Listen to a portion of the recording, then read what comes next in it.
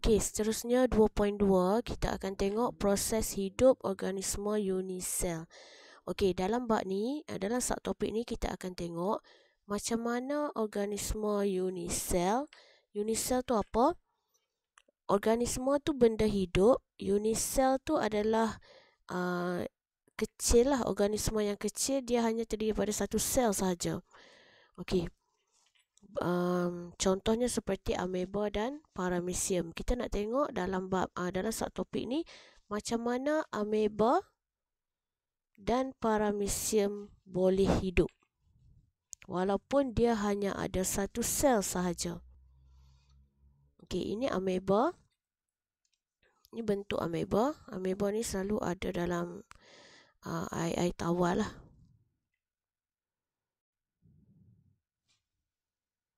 Okey, macam mana ameba bergerak? Okey, ameba ni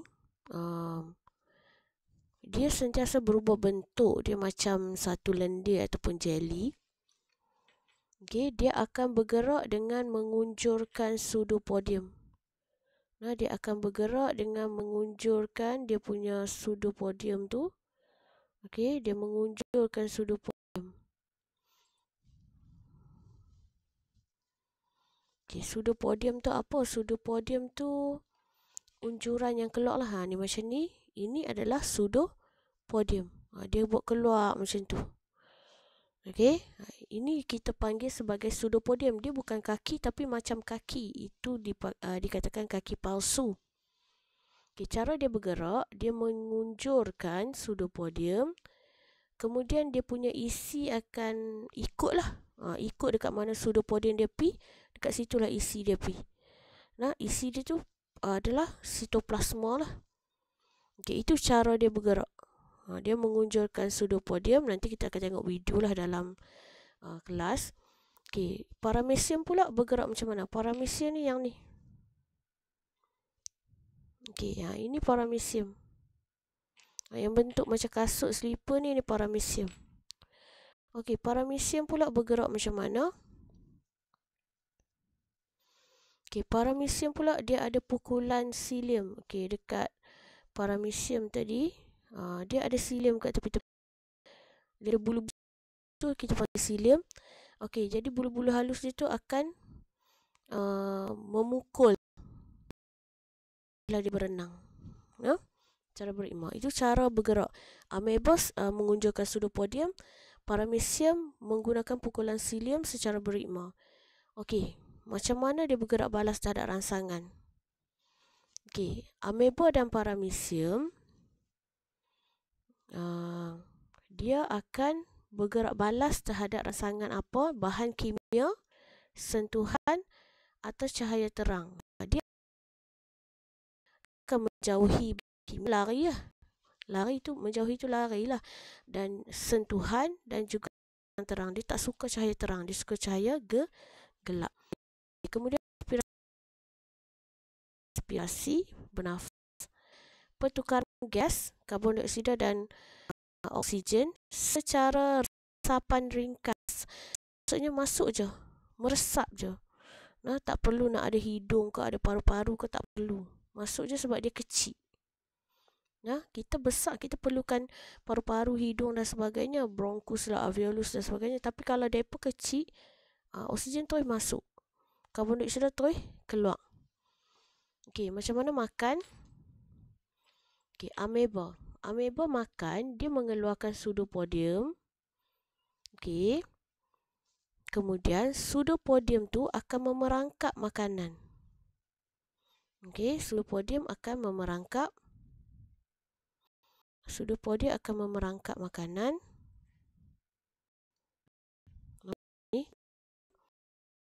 Kemudian dia akan membentuk satu kantung, nama dia vokul makanan. Makanan tu dah terperangkap lah. Okey, baru datangnya lysosom. Kan tadi kita belajar lysosom, dalam dia ada enzim untuk memecahkan. Jadi lysosom tu akan datang dan bergabung dengan makanan tadi. Okey, maka pecahlah makanan tadi. Dan bila makanan tu dah hancur, dia akan serap nutrien. Bila makanan tu dah hancur, dia akan seraplah nutrien. Kemudian sisa-sisa yang tak dapat dicerna tu, dia akan tinggal je dekat situ. Sisa yang tak dapat dicerna tinggal dekat situ. Itu cara ameba makan. Mula dia akan mengunjurkan podium, kemudian dia kepung makanan tu dan dia jadikan makanan tu sebagai vokul makanan sebab dah terkepung. Kemudian barulah lysosom datang dan bergabung dengan vokul makanan untuk mencerna makanan tadi. Okey, kemudian dia serap nutrien. Makanan yang tak cerna dia akan tinggal dekat situ. Okay. Kemudian ni nampak tak, vokul makanan akan bergabung dengan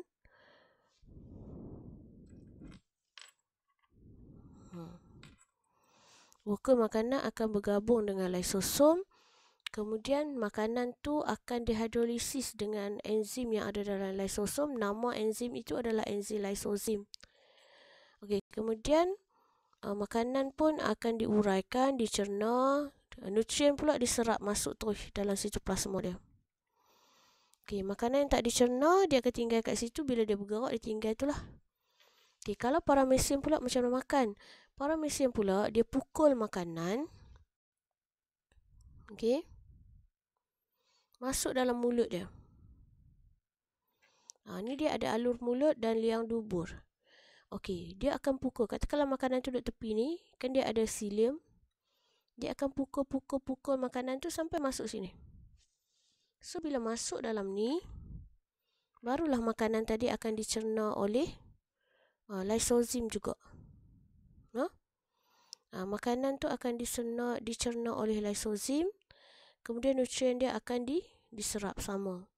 Kalau paramecium, dia tak tinggal dekat situlah sisa. Sebab dia ada dubur. So, makanan tu akan keluar melalui, makanan yang tak dicerna akan keluar melalui liang dubur lah. Okey, itu cara makan ameba dan paramecium. Okey, macam mana dia berbuah? Ameba dan paramecium dia akan mensintesis lah. Untuk dia jadi besar, bertumbuh, jadi lebih besar, dia akan menghasilkan sitoplasma yang baru. Ini sitoplasma. Kalau dia besar lagi, lagilah sitoplasma buat. Okey, macam tu cara dia bertumbuh. Okey, kemudian kita tengok macam mana cara dia berkumuh. Okey, kalau dia nak buang gas melalui gas karbon dioksida dan gas amonia melalui resapan. Keluar je lah. Resapan tu maksudnya keluar je daripada badannya. Okey, kalau ameba dan paramecium ni dia hidup di air tawar. So, air tawar, jadi banyak air lah. Air masuk secara osmosis. Air masuk. Jadi kalau lah air masuk, nanti dia akan pecah lah. Tapi dia tak akan pecah sebab dia ada vokul mengecut yang cikgu ajak tadi. Dia ada vokul mengecut. Okey, vokul ini akan mengembang. Ni vokul mengecut. Dia bentuk macam bintang kat sini. Okey, vokul ni dia akan mengembang sampailah ke had maksimum. Okey, bila dah banyak air, dia akan kecut. Maka keluarlah balik air yang masuk tadi. So, dia akan kawal air. Kalau air dah penuh, dia kecut. Kalau macam dah kecut, air dah tak ada, masuk balik air. Macam tu tugas vokul mengecut. Kita panggil proses itu pengosmo kawal aturan. Dia yang kawal. Kalau air dah banyak, dia akan kecut supaya air keluar. Supaya ameba dan paramecium tak pecah dan meletuslah. Okey, membiak. Macam mana ameba dan paramecium membiak? Pembiakan asek. Asek tu apa? Pembiakan yang tak memerlukan jantan dan betina. Maksudnya membiak sendiri. Secara belahan dua. Okey. Dia ada dia akan menjalani mitosis. Dua. So daripada dua ni jadi lagi dua. Daripada ni jadi lagi dua. Dua. Panggil belahan dua. Dia akan pecah jadi banyak. Tu cara dia membiak. Tapi kalau keadaan tak sesuai bagi ameba, maksudnya tak ada makanan ke, tak ada air dan sebagainya, okey, dia akan membentuk spora dulu. Bila dah ada air, baru dia akan membiak balik. Dia akan membentuk spora. Untuk paramecium, dia akan belahan dua juga, nampak tak? Dia belahan dua juga, tapi kalau keadaan tak sesuai, contohnya tak ada air ke, tak ada makanan dan sebagainya, dia akan menjalani konjugasi. Konjugasi tu pembiakan seks. Dia perlu ada jantan dan betina. Ini kalau keadaan tak sesuai, dia tak boleh jadi dua. Jadi dia perlukan jantan dan betina menjalankan pembiakan seks. Kalau ameba tadi, kalau keadaan tak sesuai, dia akan jadi spora je. Tunggu sampai keadaan dah sesuai. Okay, itu cara ameba dan paramecium hidup. Okey, nanti kita akan masuk 2.3.